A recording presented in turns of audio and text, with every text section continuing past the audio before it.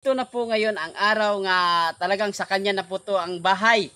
Kasi po ito yung katibayan. Ito yung plaki kung tawagin, no? So babasahin ko po, no? Team Kalingap Zamboanga del Sur Housing Award.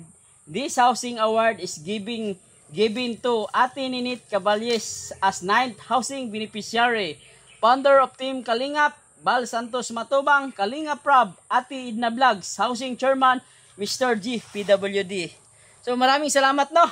At nagpapasalamat din po ako sa aking mga kasamahan sa pag-scout po namin dito sa Zamboanga del Sur. Kung wala po sila hindi po namin mapabahayan si Ninit Caballes, no? So maraming salamat sa aking mga kasamahan sa pagsuporta, umulan, uminit. Andito po kami para magpahatid ng tulong para sa kanya. So nagpasalamat po ako nagpasalamat po ako nga isa rin po tayo na nakabahagi sa kanyang bahay. So lubos po akong nagpapasalamat sa ating Panginoon nga gina-guide po kami para makatulong sa mga nangangailangan. So ito na, officially sa kanya na. Ito na po yung katibayan na yung bahay na yan ay sa iyo na. Anong masasabi? Bago ang lahat, no, nagpapasalamat po ako sa sponsor, ma'am.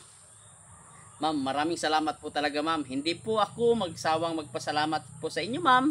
Kung wala po kayo, ma'am, hindi po namin magagawa ang project mo, ma'am. Salamat talaga, ma'am, sa suporta dito sa Mindanao. At sa mga binibigay niyo po na tulong dito. Lubos po ako nagpapasalamat sa inyo.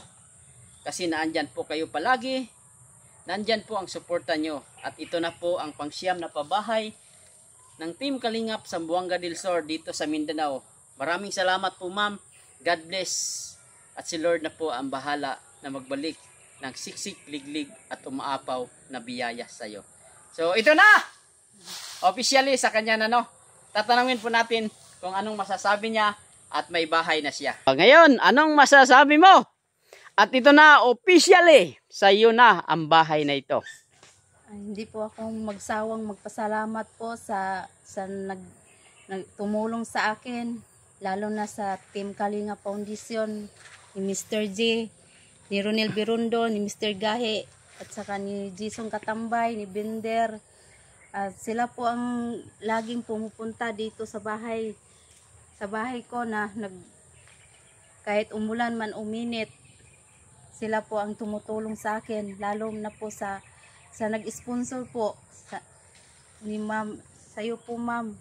Maraming po salamat sa tulong niyo po binigay sa akin.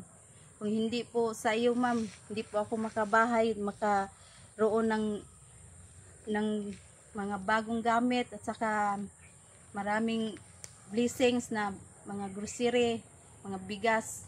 Maraming po salamat, ma'am. Malaking tulong na po sa akin to. Saka God bless you po, ma'am. I love you po. Hindi lang yan, may surprise din po kami para sa inyo. Ito po yung mga groceries. Yan. May groceries. Ito po. May gatas. May dilata. Ayan. At saka may bigas.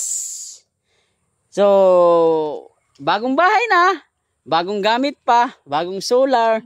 May bagong mga groceries at bigas para sa iyo. So lubos talaga ang mga biyaya na naibigay sa iyo. So hindi ko po akalain na ito po na maraming blessings na dumating sa iyo. Pagpasalamat talaga tayo sa Panginoon kasi naandyan po siya para alalayan tayo sa ating mga problema. Hindi lang po tayo magsawang magpasalamat sa Kanya at manghingi po ng tawad. So, ito yung bahay, no? Ito yung bahay niya, oh. Ayan, no? Inayos niya na pala. Ayan, inayos na. At saka ito yung banggira nila. Nalagyan na rin ng floor mat. Ito yung binili naming Durabox. Wow.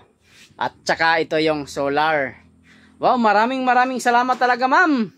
Sa walang sawang pagsuporta sa amin. At God bless po talaga, ma'am.